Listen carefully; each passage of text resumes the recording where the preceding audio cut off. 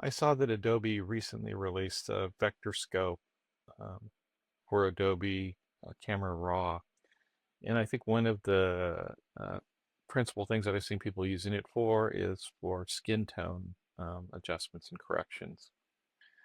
And that made me think, that first of all, that's an issue I actually have. And I was thinking maybe we could do something better or easier. And one of the things I thought was, how about using AI to actually help with the skin tone adjustments? So anyway, I created a plugin, vibe coded a plugin with Claude to use Claude to review the image and adjust the skin tones using the HSL sliders and the white balance. So here's a demo of that. Um, so I've installed the plugin already, and here's an image, which actually looks pretty good to me already, but we'll see what the AI can do with it. So the first thing I'm going to do is create a virtual copy of the image so we can see it before and after. And then I'm going to run the plugin,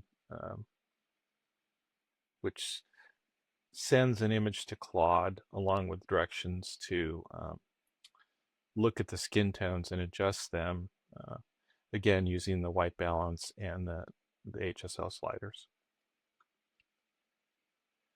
So here's what it does. It tells you what it's going to do. It doesn't really touch anything else.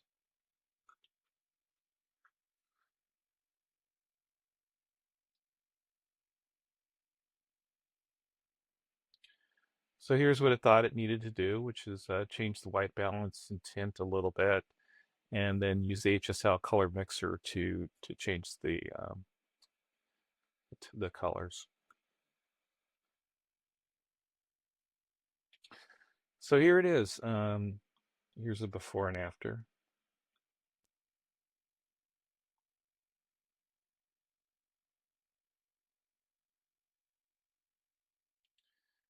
And you could see it basically desaturated some of the colors that I think I was maybe okay with, but I think that the the AI actually did a better job than maybe what I would have done.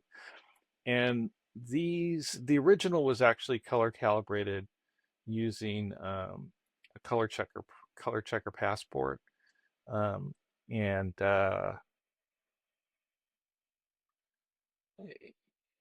I think it left it a little bit more saturated than maybe what people would like. I don't know, but anyway, this is what the AI does, and this is what the AI thinks the image should look like. And I'm happy with both, but I think maybe the AI did a better job. Well, anyway, the the links to the plugin and to installation instructions and all that are included in the video.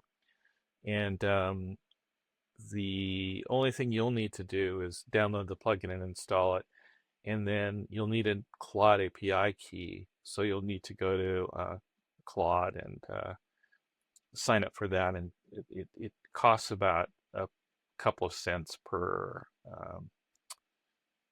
adjustment.